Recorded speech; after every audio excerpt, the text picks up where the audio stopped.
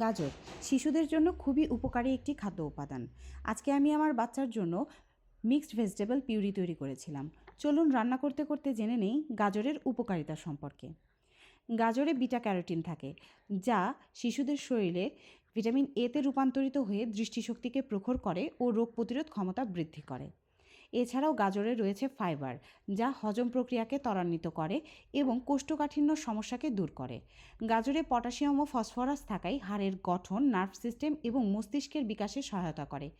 এছাড়াও ত্বকের উজ্জ্বলতা বৃদ্ধিতে গাজর গুরুত্বপূর্ণ ভূমিকা পালন করে এবং মাথার চুলকেও শক্তিশালী করতে গাজরের ভূমিকা অপরিসীম।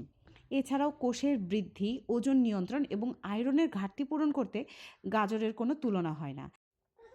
এজন্য 6 মাস থেকে শিশুদের খাদ্য তালিকায় গাজর রাখা আবশ্যক। আজকের ভিডিওটা কেমন লাগলো অবশ্যই কমেন্ট করে জানাবেন।